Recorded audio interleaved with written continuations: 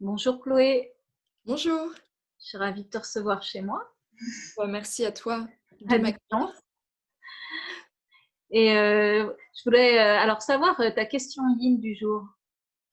Alors, ma question yin, c'est concernant à quel point est-ce qu'on peut se laisser aller sur le tapis? C'est-à-dire que, moi, ma formation, ça va être, a été très, centrée sur, la posture juste, faire attention, avoir le dos droit, être bien positionné. Et en yin yoga, souvent, j'ai peur, j'ai des réflexes qui reviennent et je me dis: «Non, là, ça va pas, mon dos est rond». Donc et pourtant, je sais qu'il faut se laisser aller, se déposer sur, les supports. Mais voilà, il y a toujours ces anciens réflexes qui viennent et donc je me demande, mais à quel point est-ce qu'on peut, on va dire, à la limite, déformer, son corps et laisser le dos s'arrondir, voilà, c'est ça qui me à chaque fois qui me pose question. Ouais, c'est une question que j'ai beaucoup entendue et c'est juste de la poser. Je crois que déjà la première chose, c'est de se rappeler que tout ce qui est fait en excès est mauvais. Alors que ce soit en yin ou en yang yoga, ce que tu appelles le yang yoga, c'est tous les autres yogas qui vont s'intéresser plus à la couche musculaire, que ce soit le hatha, le vinyasa, l'ashtanga.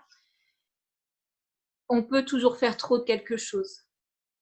Par contre, voilà, il y a peut-être une appréhension dans le fait que, effectivement, dans les yoga dynamiques, ce qu'on apprend, c'est à étirer la colonne, engager les muscles pour protéger la colonne et particulièrement les disques. Il faut savoir que quand on pratique en yin, on a une certaine approche qui permet de cibler les tissus yin de façon vraiment protégée et même de les renforcer. Je crois qu'il est important de se rappeler que quand on ne stimule pas un tissu, il se dégénère et quand on le sollicite trop, on peut l'endommager. Donc, ce que je disais juste au départ. Par contre, il est vraiment important de solliciter le tissu pour le renforcer. Et en yin, on va cibler les tissus qui sont les tissus plus profonds avec une approche qui correspond à ces tissus. C'est des tissus qui aiment la lenteur, qui aimeraient donc l'immobilité. Et dans le yin, on va rester longtemps dans les postures en relâchant les muscles, comme tu disais tout à fait. Toi, tu as cette appréhension du coup parce que tu as peur peut-être d'aller trop loin. Mais il faut savoir qu'on le fait de façon yin, c'est-à-dire qu'il y a le principe qui est la deuxième règle d'or de yin, qui est de respecter les étapes. Donc, on va installer vraiment une écoute de soi pour trouver une première étape où il y a une sensation dans le dos. Et ensuite, on verra si on sent que ça relâche, d'aller un peu plus loin. On ne fait pas un mouvement brusque sur la colonne. Et là, ça serait effectivement dangereux. Par exemple, on sait très bien que ramasser quelque chose de lourd par terre avec le dos rond, ça met beaucoup trop de pression sur les disques et c'est comme ça que les personnes peuvent se faire très mal au dos. Nous, on ne fait aucun mouvement brusque dans le yin. Au contraire, on va rester, en moyenne, c'est 3 à 5 minutes. Et ça aussi, c'est en fait une précaution, c'est-à-dire qu'on ne va pas rester 20 minutes dans la posture. Et c'est là où on ne fait pas trop, c'est qu'on reste sur un temps long, mais pas trop long. Et du coup, du fait qu'on soit dans la nature du tissu, en restant longtemps et en allant étape par étape, on va le solliciter de façon juste pour le renforcer. D'accord. Donc ça, c'est vraiment important, en fait, quand on fait du yin, de respecter l'approche yin et quand on fait une pratique dynamique, de respecter l'approche dynamique. C'est-à-dire que sur un yoga dynamique, on va faire peut-être des mouvements plus rapides, répétitifs, et on n'ira jamais au maximum de l'amplitude de l'articulation, alors que c'est ce qu'on va chercher dans le yin yoga pour renforcer les tissus yin. Mmh. Donc, je crois que c'est vraiment le principe de base à comprendre. Après, je vais faire un petit zoom sur mon tapis pour te montrer un peu plus en détail aussi pourquoi en fait avoir la colonne arrondie et ce qu'on recherche dans le yin et pas la colonne droite. Et du coup, je vais changer ma caméra.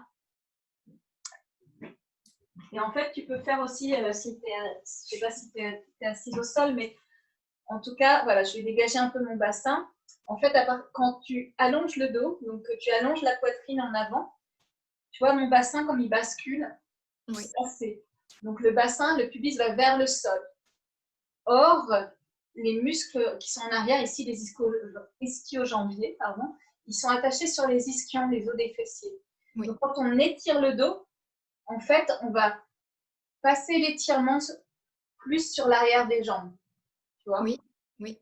Par contre, si tu arrondis le dos, si tu laisses le dos s'arrondir, la bascule de bassin ne se fait pas et la sensation va être plus sur la colonne vertébrale.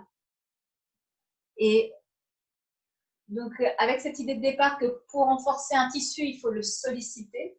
Dans cette posture particulière de la chenille, on va chercher surtout à travailler la colonne et aussi l'arrière du corps. Mais si on veut renforcer la colonne vertébrale, pour avoir une sensation au niveau de la colonne, il faut arrondir le dos. Donc, si tu fais ça, en fait, le travail que tu auras, il sera surtout sur l'arrière de tes jambes. Donc, tu perds en fait l'intention que tu peux avoir sur la colonne. D'accord. Donc, les postures de flexion avant en ligne, par exemple celle-là, mais on a aussi voilà, la chenille, enfin toutes ces postures, en fait, on va aller en avant. On va toujours rechercher le dos rond pour solliciter au mieux notre colonne vertébrale.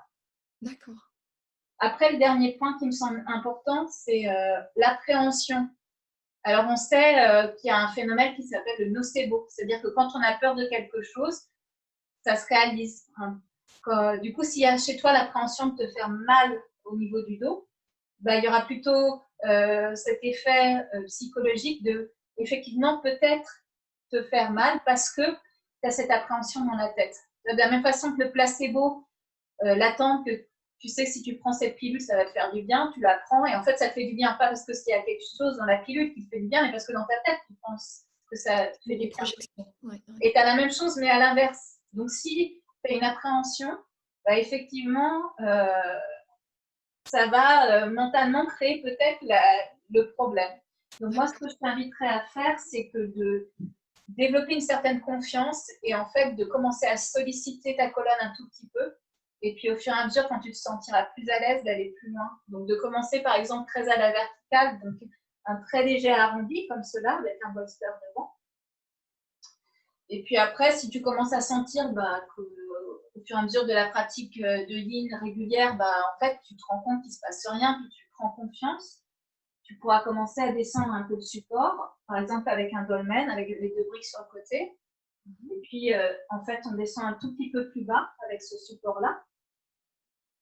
Et puis, ça se trouve, après un certain temps, tu as de plus en plus confiance et puis ton amplitude dans la colonne te permet de le faire aussi. Il y a aussi ça qui peut-être que tu vas complètement relâcher ou tu vas maintenir avec une brique un peu plus bas. Tu vois. Mais en tout cas, de vraiment prendre ton temps pour développer une confiance aussi dans la posture de yin. Aussi d'avoir cette précaution-là. Voilà. Donc, voilà, c'est un peu ouais, tous les sujets que je pourrais aborder pour te répondre. Alors, j'espère que ça a répondu à ta question. Donc, Oui, oui, oui, oui, oui, effectivement, moi, c'est plus, on va dire dans le corps, j'ai confiance, mais après, c'est vraiment des fois, cette obsession de la posture juste où j'ai du mal à me laisser aller. Donc là, je comprends effectivement, soit on cherche à étirer les jambes, soit on cherche aussi sur la colonne vertébrale. Donc là, je comprends mieux oui, le principe. ouais, puis de vraiment te rappeler que quand on est dans le yin, on approche les tissus yin de façon yin. Donc, c'est ce qui nous assure de ne pas faire mal au tissu. Ouais. Donc, ça, je crois que c'est la chose la plus importante peut-être à se rappeler de la réponse. C'est vrai. Aussi. Oui, oui, oui. Voilà, je te remercie. Je te C'est souhaite moi. une bonne fin d'après-midi.